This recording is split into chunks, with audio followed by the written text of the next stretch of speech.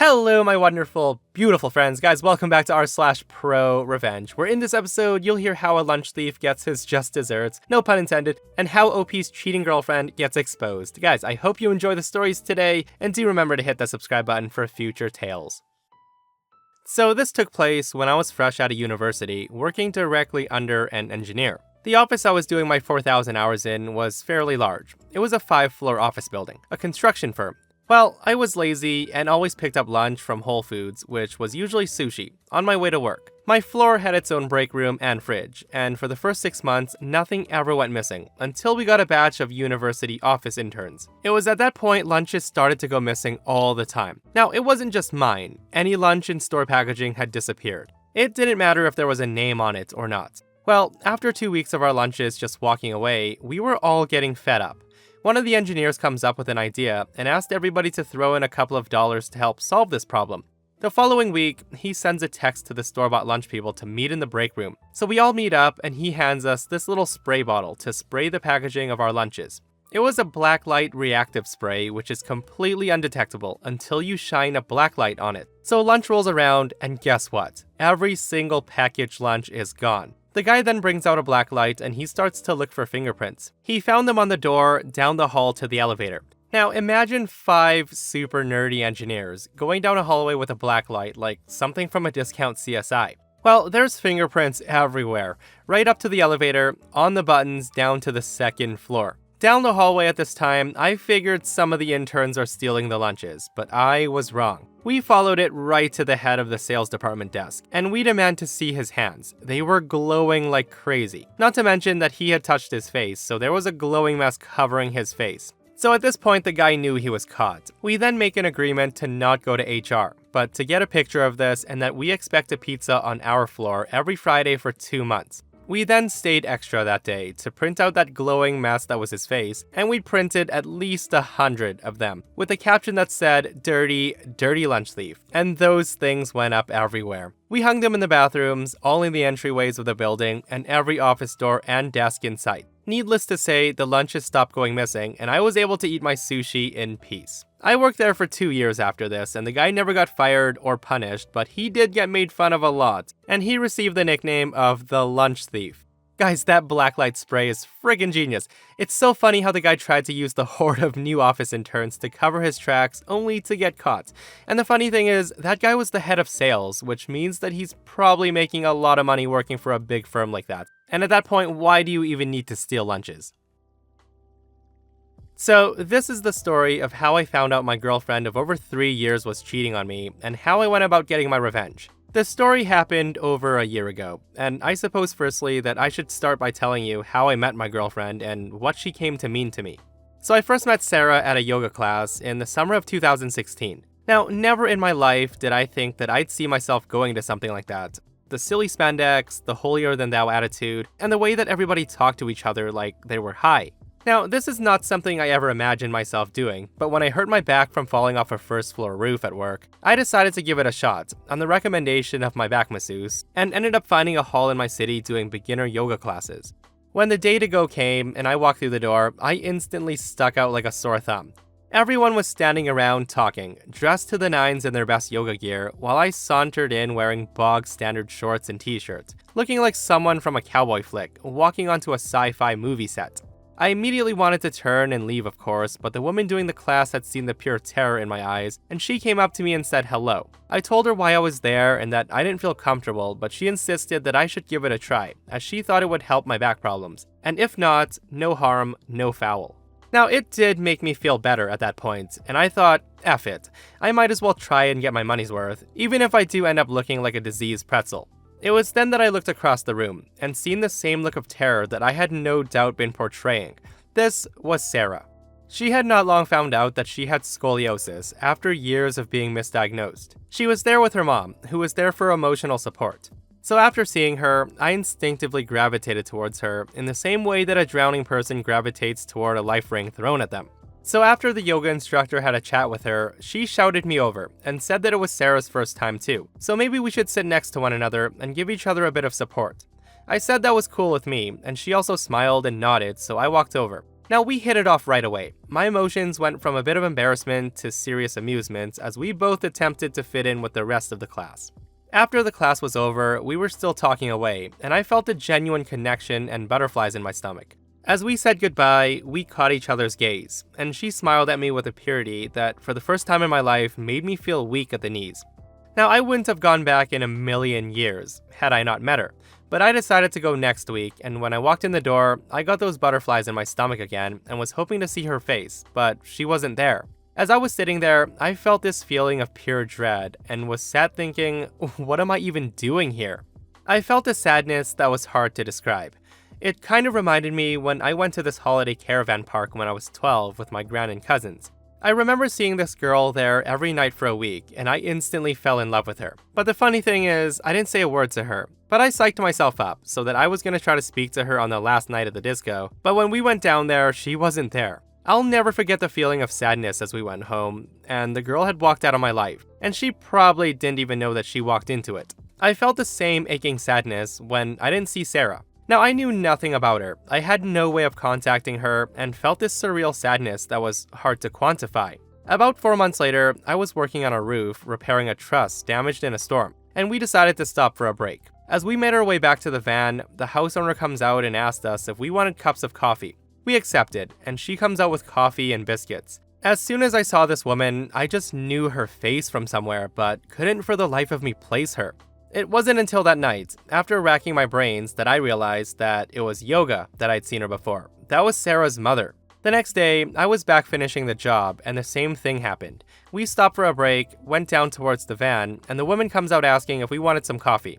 After we finished up, I took the cups and biscuit wrappers back, and as I was passing them over to her, I asked her how her daughter was, and was she still having those back problems. The mom looked surprised, but she smiled at me and said yes, and then asked how I knew her. I replied that I had spoken to her at yoga class months back, and she laughed and said she remembered me now. I then gave her my card with my number written on it, and asked if maybe she could get her daughter to text me, as I wanted to get back in touch with her. Shoot my shot, I thought, and I wish I hadn't now. So I then get a text message that night from Sarah asking how I was, and that she had looked for me again at the yoga hall, but I wasn't there. It turned out she had gone back the week after me, as she thought it was bi-weekly. We met up soon after, and we really hit it off again, and after 8 months, she moved in with me. She was funny, smart, and sweet, as well as being the most uniquely beautiful person I've ever met. She had a whimsical beauty to her. She had pointed ears and defined features, and she reminded me of a she-elf or something. I truly thought I'd found my soulmate. She had moved into my home and everything was going great. She was on disability and gotten personal independence payments. She was also getting steroid injections for her scoliosis, which, along with painkillers and exercises, were keeping her pain at bay. We would alternate the cooking, and she did the cleaning and took care of our cat Mitzi. I was also making good money, so we were in a comfortable position financially. When I got back from work, we'd always be doing things like going out for walks, just always in each other's company. It was at this point I was seriously contemplating proposing to her. Things changed around Halloween 2019. Our sex life was always very active. Around October, she started to complain a lot about her back hurting more, especially just before the times we'd usually go to bed together. Anytime we did do it after that, it wasn't passionate or intense, and it felt like we were just going through the motions. She'd also start complaining while we were in the middle of it, so at that point, I'd stop, of course. I started to get really frustrated, but I was positive that it was just a blip, and that we'd get through it together. The thing is, she seemed fine in all other aspects of her life, and she seemed happy. The first real red flag for me came in December, when she completely stopped showing me affection. She just became cold towards me, and she seemed repulsed when I put my arms around her or tried to take her hand. This was odd, as she was often the one who was so touchy-feely, with hands in the hair, constant reaffirming touches, kisses, and cuddles. When we'd sit on the couch, she'd basically be on top of me, and that all completely stopped. It didn't for Mitzi though, and I'd be lying if I said I wasn't jealous of our cat. At this point, we were in the new year and I suspected her of cheating. She had become downright hostile towards me. I started to try to up my workload in the house, but nothing was good enough. I ended up constantly being belittled and walking on eggshells and couldn't do right from wrong, and I was starting to become a humorless shell of my witty former self. One night, I get a hold of her phone and I look through it, and nothing. It was clean as a whistle. There wasn't even any messages from her friends or her mother, which I found weird. It was then that my friend told me that if we were on the same plan that I could check the carrier's website and see all the activity from her phone. We were on the same plan and I paid for her phone. So that night, I logged into my account. I navigated to mobile, then her number, and then I started to sift through and there it was. Thousands of texts and calls to this one specific number. It had started 6 months previous, and it had dates, times, and how long the calls were. She'd be speaking to and texting this person for hours and hours while I was at work, deleting everything before I got home, and then going cold turkey when I got back. I googled the number and up came a local garage, one where she had gotten her car fixed previously. I remembered it taking a while for it to get fixed and her complaining about it a lot, and the whole thing was a long drawn out affair. In more ways than one, apparently. At this point, I was ice cold. In my head, she was having an affair, so getting it confirmed was more a relief than anything else. I wanted to catch her in the act, rather than have her attempt to gaslight me and squirm out of the situation, so I found out everything I could about the guy. I found out where he lived, that he had a young wife and a child, found out what car he drove, and I even went as far as walking in asking about prices, so I could look the guy in the eye and get a measure of him. His name was Carl with a K. Now, I knew the affair was physical for a lot of reasons, but the fact that their phone calls and texts stopped dead from 1 to 2 each day said to me that this was the time that they were meeting up. I came up with all sorts of silly plans. I thought about taking my friend's car to Taylor to the place she was meeting the guy, and then jumping out of the car when they were in the act. There were too many variables in that though, and I'm no private detective. So one day, I decided to drive by his garage at about 12:30, and her car was just sitting there, and the place was locked up, so mystery solved. I was at this point at the end of my tether. I was ready to just tell her that I knew everything and to get the heck out of my house when she asked if it would be okay to go away to a spa place for the weekend, alone. She told me she was depressed and with her back being so much worse, that this place would be great help, with all the things she could do. She told me she would come back refreshed and like a new person. She was right about that because I didn't know who the heck was standing in front of me anymore. Now obviously she wasn't going there alone, if she was even going there at all. This would be a dirty weekend away with this guy. I told her fine. I now had a new plan and this would be the last thing I'd do for her. Now, if you're thinking this is too much of a kerfuffle, then you're right, obviously. But my position is I wanted revenge and I wanted to get her back with some style. I didn't just want to have her cry and gaslight me for days and then leave on her terms with me being the bad guy. I decided that I would be the bad guy, but it would be on my terms that she'd be leaving on. The Friday came and the spa was 100 or so miles down the road, so she decided to get a train. I jokingly asked her if she couldn't find something more local, and at this, she ummed and oh'd until I told her I was only kidding. So on this day, I get off a couple of hours early and took her to the train station, despite her protest that she would get a taxi. I told her I wanted to see her off. So we drive in, and as I'm looking for a place to park, guess whose car I spot? That's right, Carl with a K. I think, F it, I'm gonna have some fun and make her squirm, so I park up directly next to him. They're now directly next to each other, door to door, and she immediately becomes uneasy, not knowing where to look. It was at this point I'm pretending to look for something, trying to make this moment last as long as I can, and the atmosphere is razor sharp at this point. Now what happened next genuinely caused me to do something out of my plan. She starts to silently giggle. You know when you go to church or someone dies and something funny pops in your head? And how it becomes mental torture to desperately try to think of something else and to stop yourself from laughing maniacally? Well, she's desperately trying not to laugh, and I'm pretending not to notice. She's tapping her hand on her trouser leg, and from the corner of my eye, I can see him, with his head on the steering wheel. She actually lets out a laugh, and then quickly disguises it as a cough, and she starts to clear her throat. I start doing the whole tapping of the back thing, and I'm just thinking to myself, I can't wait to get you back. You see, we all go through life being the butt of the joke at least once, but you'd never expect that from people who are supposed to have your back, even if you're conspiring against them at that point. I helped her into the train station with her things and made sure she had her bearings. I then said goodbye and walked away. By the time I got out, Carl was nowhere to be seen, so I went back home, composed myself, and carried out my plan. My plan was simple but effective. I start by having a locksmith come out to change the locks. I then proceed to pack all of her clothes and belongings into bin bags and put it around the side of the house. On Friday night, with the noise of her laughing at me ringing in my ears, I did something I would never imagined I could do. I took Mitzi's litter tray, walked around the side of the house with it, opened the bag to Sarah's belongings, and threw it in. I then gave the bag a good shake and tied it up again. Now, if you're thinking that I'm an a-hole, then you're probably right.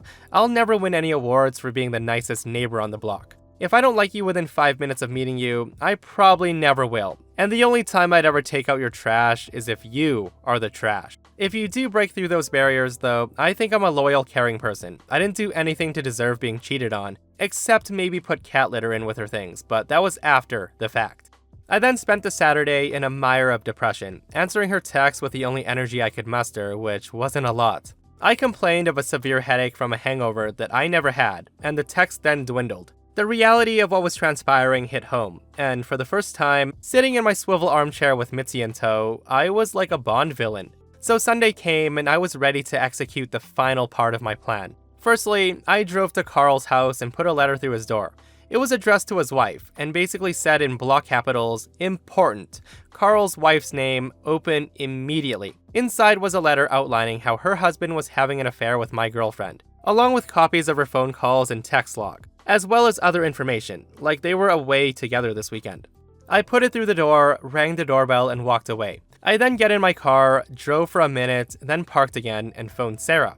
Now, I genuinely can't remember a lot of what I said to her, but it was something along the lines of me asking how everything was going, and her starting to gush about how much she enjoyed herself. She then said that she feels like a new woman, and that she could maybe see herself doing this at least 2 or 3 times a year, to blow off the cobwebs. And I was thinking certainly to blow something. At this point, I blurt out, "How's Carl?" And her yapping stops dead. Silence fills the air until she finally says, "Who's Carl?" I replied, Carl, with a K. I then proceed to tell her that I knew everything, that I changed the locks and all of her stuff was outside of the house. Now, instead of being apologetic, she goes on a thunderous diatribe, blaming me for everything, basically stabbing me in the back while complaining that my backbone was blunting her blade. At the end, I told her how her stuff smelled of Mitzi's crap and hung up. I then blocked her number, and I didn't see or hear from her until Wednesday. When I came back from work, she was sitting on the doorstep and all the bags had been moved. I ignored her, walked around the back, and let myself in the back door and locked it behind me. I haven't spoken to her since, although she's made her attempts, including a letter. Now, in regards to Carl, I don't know what happened with him and his wife. I do know that he said it wasn't personal to a friend of mine, and this made me angry. Like, is that supposed to make it any better? Someone saying something isn't personal just means it isn't personal to them. It was to me. I heard that COVID hasn't been nice to his business, but you won't catch me shedding no tears for that. Unless it's tears of laughter, that is. OP was stone cold for that one, guys. Cat litter is no joke.